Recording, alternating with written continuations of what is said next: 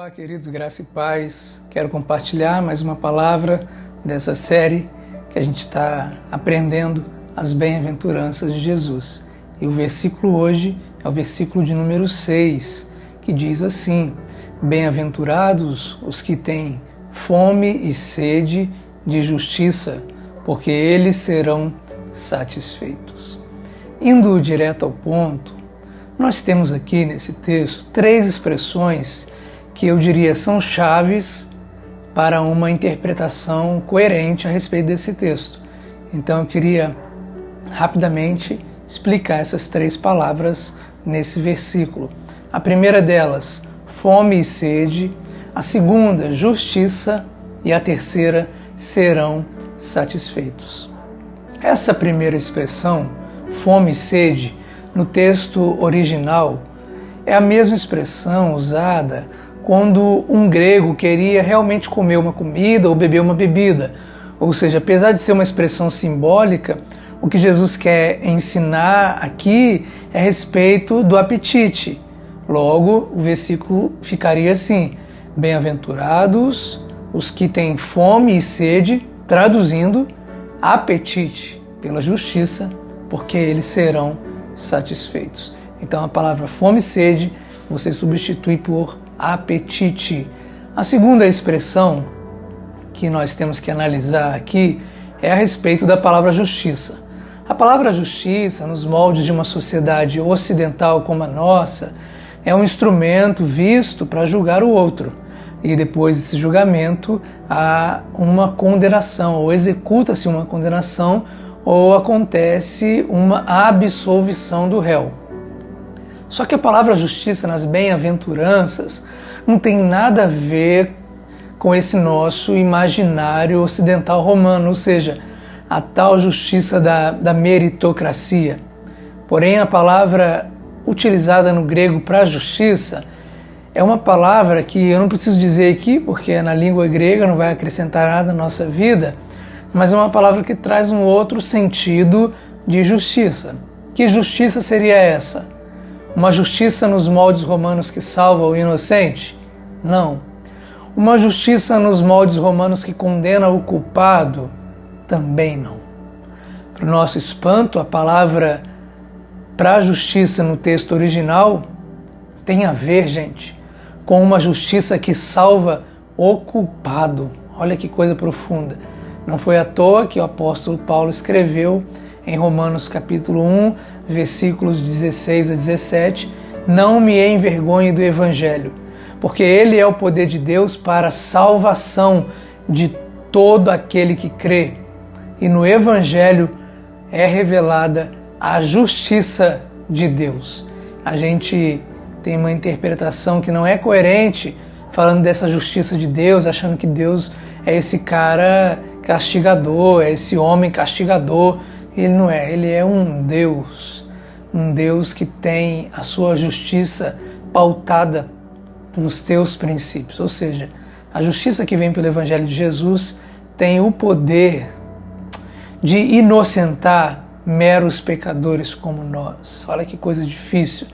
Agora, para terminar a nossa linha de raciocínio, o terceiro e último termo usado por Jesus nesse versículo é a expressão serão satisfeitos. A ideia aqui no original, ela não foge muito do nosso português, porque em algumas Bíblias a gente encontra serão satisfeitos, em outras a gente encontra serão saciados, e em outra Bíblia, ou em outra tradução, há a expressão serão fartos. Resumindo, em todas as Bíblias, nós vamos encontrar a ideia de uma saciedade para o futuro, né? Serão. O que isso significa? Significa que a eternidade será o banquete futuro da fome que nós temos hoje. Isso vale para os dois lados. Tanto para a eternidade com Jesus, tanto para com Satanás. Até porque a matemática do presente versus o futuro é simples. Ou seja, se nessa vida a nossa fome e sede for apenas por sexo, por poder, por dinheiro ou por obras da carne, ir para o céu será no mínimo frustrante para quem vive nessas práticas pecaminosas. É como ter a fome de uma churrascada, que eu gosto muito, e ir para um restaurante vegetariano. É frustrante. É como ter sede de uma Coca-Cola, que eu sou viciado, e tomar, por exemplo, um chá de boldo. É frustrante. Agora, se nessa vida a nossa fome e sede já estiverem aliadas com as coisas de Deus, a graça eterna do Senhor será o prato principal. Pensando nisso tudo, então, e fazendo uma interpretação nada especulativa, mas bastante coerente, o versículo ficaria assim: bem-aventurados, mais que felizes, são aqueles que têm fome e sede, ou seja, que nunca perdem o apetite pela justiça salvadora de Deus, porque no futuro receberão o melhor dos alimentos que Ele pode colocar à mesa, a sua graça eterna. Quero terminar esse tempo dizendo: infelizmente a gente está vivendo uma fase onde muitos cristãos estão envolvidos sim com as coisas de Deus, mas não estão comprometidos. É um envolvimento sem comprometimento. Homens e mulheres que compram comidas, compram bebidas, que aparentemente são maravilhosas à luz dessa sociedade pós-moderna, mas a gente sabe que são alimentos extremamente tóxicos. Que nós, como igreja, nesse tempo de isolamento, de quarentena, possamos aguçar um pouco mais o nosso apetite para as coisas de Deus. Quando uma pessoa está doente, não é assim que funciona. A pessoa está doente, não tem vontade de comer, o que a gente faz? A gente faz com que a pessoa coma mesmo assim, ela querendo ou não, para que ela possa se sustentar. Geralmente a mãe faz muito isso com o filho, né? Por que a gente defende tanto essa tese? Porque a gente acredita que apenas comendo que o apetite naturalmente vai sendo restaurado.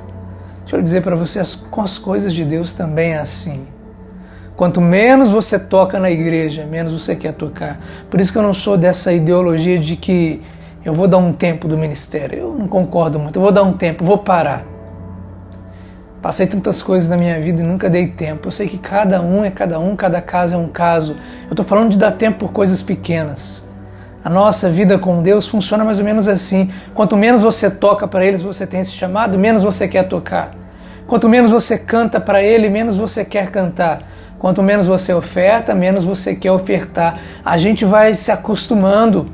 Quanto menos a gente jejua, menos você quer jejuar. Quanto menos você ora, menos você quer orar. Paulo disse: não vos conformeis com isso. Não vos conformeis com essa zona de conforto.